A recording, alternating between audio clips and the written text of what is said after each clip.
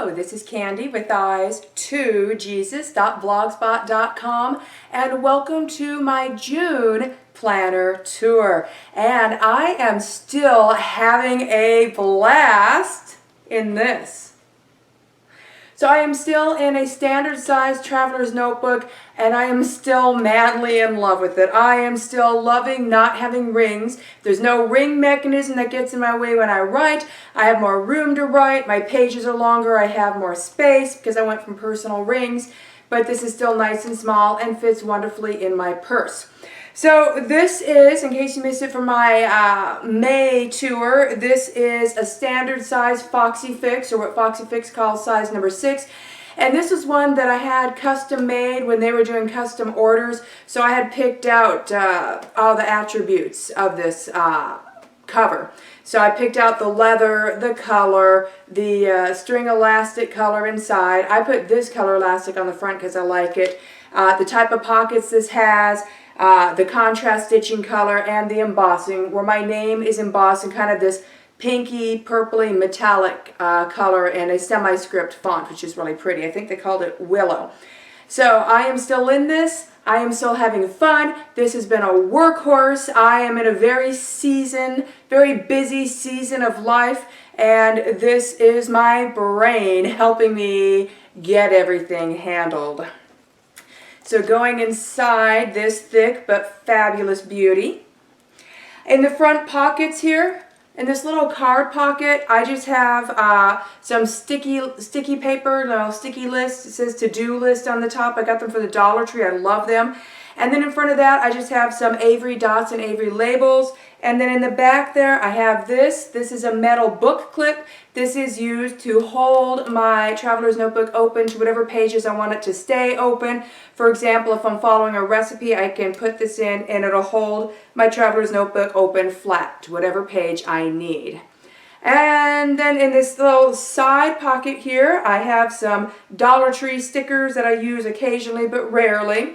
And then in this other side pocket, because it's crisscross side pockets, I have bank deposit slips and withdrawal slips, and then just a pretty piece of laminated scrapbook paper, because why not?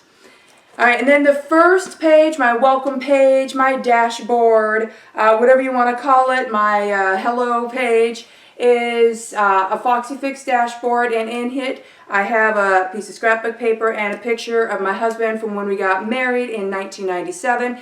And then I have an ollie clip here because sometimes I am clipping papers on the front. For example, if I'm heading to the bank, then I will just clip my little slip filled out already right here on my way to the bank. If I'm getting groceries, I often will clip my grocery list right here as well. So that's why I have that ollie clip there. And on the other side of that dashboard, I have our current family picture. We get current family pictures, we take them every year. And then this brings me to my first book, or my first insert, and the tab on this is labeled Home. And this is my homemaking book. Now I have some sticky papers on here, and the front sticky paper has some things written on it. And what that just says is I just wrote down here so I'd have it written somewhere. It's the measurements and instructions for how I print out my own books. My homemaking book is in Microsoft Word. So it's all the stuff that I wrote on Microsoft Word, and then I just print it out. So different people have different ways in how they print out their standard size booklet inserts if you design or print your own. Mine is really simple, probably a bit wasteful on paper, but on average I only print out one booklet a year. Okay, so what I do is design all my pages how I want them with all my info, and I just use Microsoft Word. And then I'll set the margins for it I set the margins 0.25, 0.25, 0.75, and 3.0 in that order, whatever their fields are. Like I said, this is just a note for me. I set the gutter to mirror, and that's all in the margin settings. And then after that, when it's time for me to print out my book, I go into the printer settings and I tell it to print out as a booklet. And then that'll print out as a booklet, and everything will already be in there narrow to my standard traveler's notebook size. And I'll have a nice gutter on the inner spine so nothing's too close to the spine. And then once I print it out as a booklet, I fold it in half, I pop a staple in the middle, and then I just take it to my paper cutter and I trim it down to traveler notebook size. So anyways, my homemaking book here on the front cover, I just have a couple of binder clips holding on this pen. I call this my secondary pen. This is just a basic Staples ballpoint pen. This is my check writing pen, my form filling pen, and my backup pen in case my main pen runs out of ink when I'm on the go. And all of my booklets have this little covers or dividers with tabs on them, and I just ripped these out of an old Hobby Lobby planner that I had and trimmed them to fit over each booklet, and then relabeled each tab. Nice, simple, and quick, and reusing stuff that I already have. So going inside my homemaking book, just sitting there inside the front cover, just taped in at the top here, I just have a piece of paper. This is my paid chores tracker for my children so that I can track what paid chores they did, and then each week they get paid for their paid chores. And then on the other page is my daily chores, my daily cleaning chores, but also errand days, budget and bill paying days, etc. Just, my main tasks, my homemaking tasks that need to be done for each day of the week. And then after that, I have my children's cleaning chores and my children's table chores. So they have some chores that they do around the house they get paid for, and then they have some chores that they do around the house that they don't get paid for, that they are to do because they are a part of the family. All right, and then after that, I have my deep cleaning and organization list. I call it my projects. And then on the facing page is my master grocery list. And I just reference this master grocery list when I'm making my grocery list each week. It just helps me get a mental picture so that instead of going through each cabinet and looking to see if I have certain things, I can just read through this list, and then I can mentally picture the last time I looked in that cabinet, and then I can kind of in my mind count how many of said item is in there. So this helps me to remember to visualize what I have so that I know, oh, I remember I'm low on this, and then I'll get that. So that's what I use my master grocery list for. And then after that, I have breakfast ideas and lunch ideas. And then on the following page, supper ideas. Now, all of these also include suggested sides to go along with the main dishes, 2 suggested sides per main dish on average. And then after that, I have my Thanksgiving and New Year's menus written down. And then the next page has a tab on it labeled recipes. This is my recipes section in my homemaking book. And these are my main recipes. And the pages are numbered in my recipes section. And I have a little mini table of contents written here that just gives me the page numbers of the different sections in my recipe book. So this is what it looks like just turning randomly inside my recipes section. Then I have another little side tab, and if I flip to that, it's labeled School, and this is my Homeschool section. So the first page of my Homeschool section is our Homeschool schedule. And then after that, I have our Homeschool course of study or curriculum chart for the homeschool year. And then after that, I have their copy work assignments. And by the way, I'm a mother of 4. All 4 of my children homeschool all the way through. My oldest is in his 20s and starting his adult life, and he was homeschooled all the way through. And then the 3 children that are still in school are 2 in high school and 1 in junior high. So also I homeschool via the Trivium method. So yeah, this is my copy work section for them, and here's my children's reading list. And then the next page, I'm covering up personal information, but it's labeled notes, and this is the table of contents to my notes section, and I just have a sticky note there with some information I need to keep for a while, so I was just covering that up. But this has things like gift ideas, perpetual calendar, family information, etc. It's also got my contacts, my phone and address book in the notes section as well. And then after that, I have a few sheets of blank paper for any other notes I may need to add in the future. And then on the last page in this homemaking booklet, I have written down future planning 2021 plus. And I already have some things written down there for next year. So after that, we come to the other side of that Foxy Fix dashboard. where I have a current couples picture of my husband and I, and then some more sticky notes. And then on the other side of the dashboard, I don't really have anything, just some scrapbook paper. Nothing really in there right now.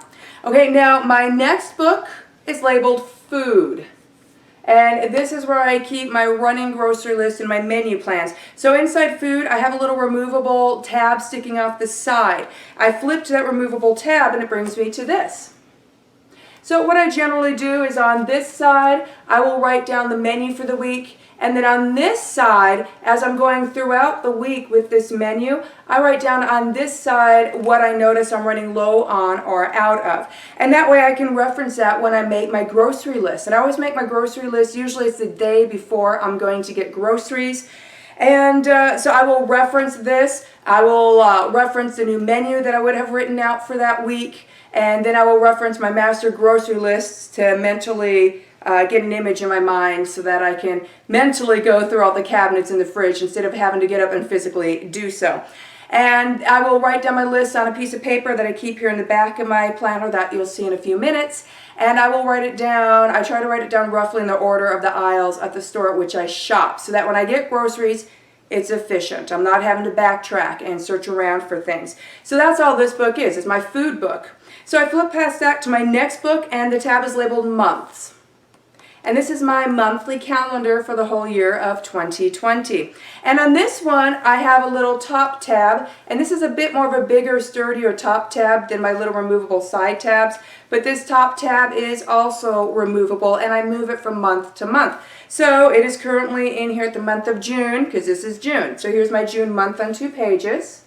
I track a lot of things on my monthly calendar. I track my menstrual cycle. I track my hormonal headaches. I will track any other type of health thing that I might be tracking or studying for the day, like if I'm suffering regular stomach aches or whatnot, I might track that, etc. So my monthly calendar is not only for future planning and appointments, but I also do a lot of tracking in it. And now we move on to my next book, which is labeled Days. And I do planning on 1 day per page. I usually use grid. I like to use the grid or graph paper traveler's notebooks.